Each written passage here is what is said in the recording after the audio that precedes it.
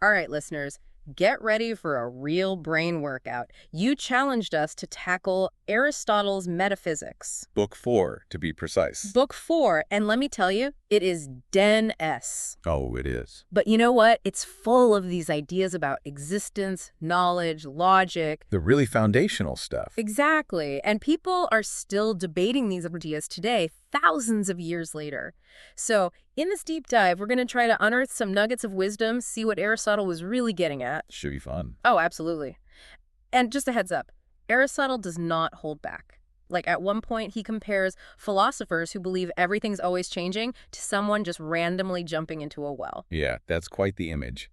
But it shows how seriously he took this whole idea of change and permanence. So true. So to kick things off, maybe you can give us a little background on how Aristotle approached this whole topic of metaphysics. What was he trying to achieve? Well, what's really fascinating is how he sets things up. He's not just listing different parts of the world like some earlier thinkers. Right. He wants to get at the foundation of existence itself. He keeps mentioning this first philosophy. What's that all about? Yeah, so he's basically arguing for a fundamental science, Okay. a first philosophy that investigates being qua being.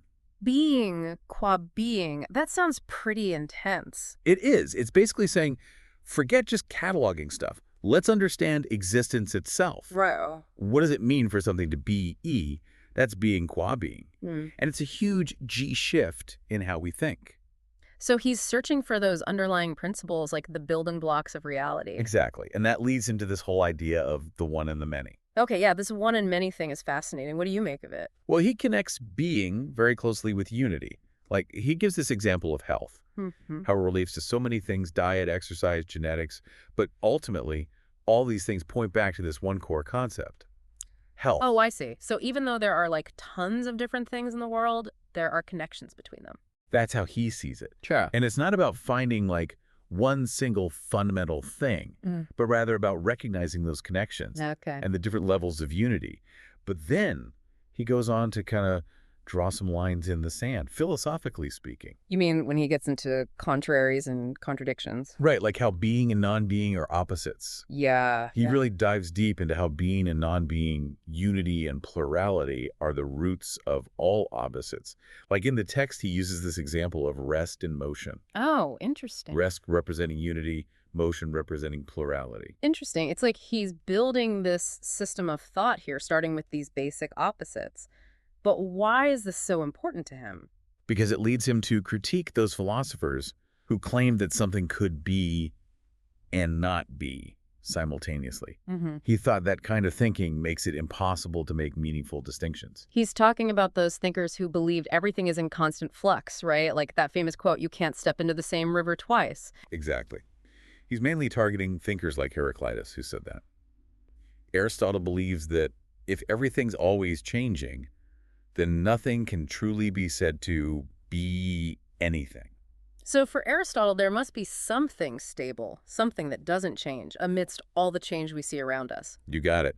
He's searching for those unchanging principles, the foundations of knowledge that hold true, regardless of how the world around us appears to be in constant flux. So if Aristotle's looking for these unchanging truths, how does he even know where to start? That's where his idea of axioms comes in, right? Precisely.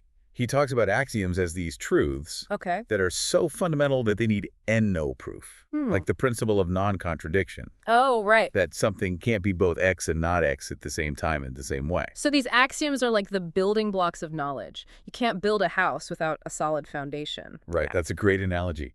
He believed that these first principles are essential for building a sound understanding of reality. But then he tackles an even bigger question.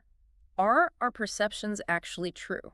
Ah, yes, the problem of perception. This is where it gets really interesting. Oh, yeah. He's challenging the idea that just because we see or experience something, it must be true, right? You're catching on quickly. He takes on those who claim that all appearances or opinions are true.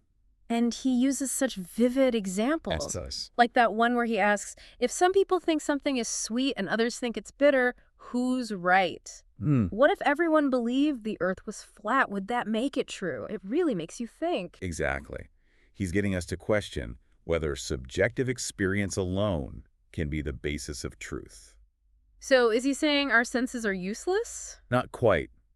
He acknowledges that the world we perceive with our senses is constantly changing. Okay. But he argues that there must be something unchanging behind it all. Something constant behind the ever-changing world. What could that be? That's where things get even more complex. It relates to his ideas about the unmoved mover. Oh, right. You mentioned that earlier. A source of motion that itself doesn't change.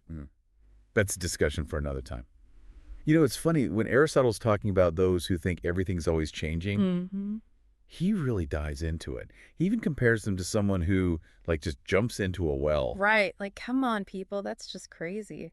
But I'm still not quite sure I get the connection. Why a well? Well, it's a way of highlighting how absurd it would be if there was, like, no stability in the world.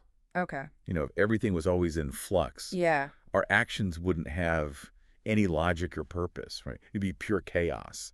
So just like there are reasons why you wouldn't randomly jump into a well, there have to be reasons, logic behind everything that happens. Exactly. He's using this kind of extreme example to show that there must be some degree of permanence, Okay. some underlying principles governing reality, or else everything would be completely nonsensical. Okay, I'm starting to see how all these ideas fit together.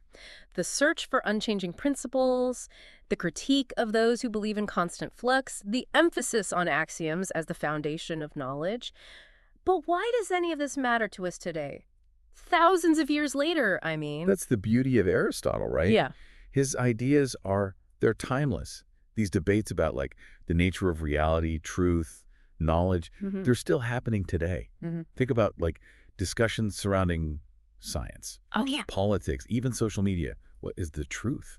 How do we know what we know? These are all questions that Aristotle was grappling with, and his insights can actually give us a framework for, like, thinking through these complex issues. So he's not just some old philosopher whose ideas are irrelevant today.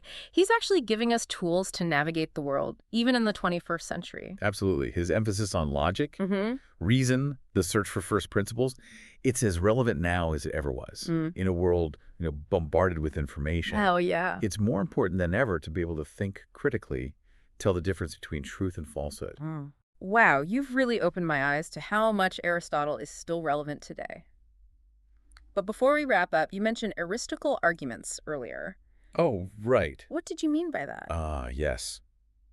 Aristotle was wary of arguments that were simply aimed at, like, winning rather than getting closer to the truth. Oh, okay. He called those Aristotle arguments. He believed that to have productive conversations, we need to, like, define our terms clearly, be willing to honestly consider different viewpoints. So it's not just about arguing for the sake of arguing. It's about making sure we actually understand each other and are trying to get to the truth of the matter. Precisely. And remember his idea of the unmoved mover. It relates to this, too. Oh, right. You mentioned it earlier, and it sounded pretty intriguing. It's a complex idea. Yeah. But in essence, Aristotle uses this concept of the unmoved mover to explain, like, the ultimate source of motion in the universe. Okay. He argues that there must be something that sets everything else in motion, but which itself remains unchanged. So it's like the first domino, the one that starts the whole chain reaction, but it doesn't fall itself. That's a great way to think about it. The unmoved mover is like the ultimate cause, the uncaused cause that sets everything else in motion while remaining itself unchanged.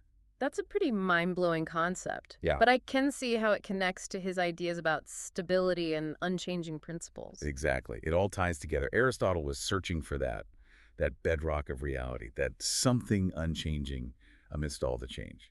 I'm realizing that even though we've covered a lot of ground, we've really just scratched the surface of Aristotle's metaphysics. Oh, for sure. There's like so much more to explore. There definitely is. This is just a taste of his profound ideas.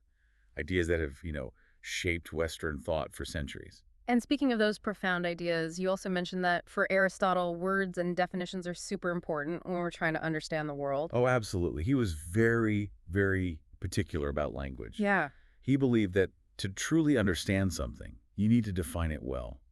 Words matter. So he's saying we need to be careful about how we use language and make sure our words have clear meanings if we actually want to have meaningful conversation. Exactly. It's all about clarity and precision in our thinking and communication. Right. And it's essential for building a solid foundation for knowledge, which was his ultimate goal. It really all comes back to that idea of first philosophy, right? Yeah. Seeking out those fundamental truths that underpin everything else. Yeah, it's like he's not just telling us what to think about, but laying down the groundwork for how we should think. Exactly. He doesn't just want us to, like, accept things at face value. Right. He wants us to dig deeper examine our assumptions, Hmm. and be precise with our language. It makes me think about how often we just take language for granted. We assume we're all speaking the same language, but maybe we're not always as clear as we think we are. That's a great point.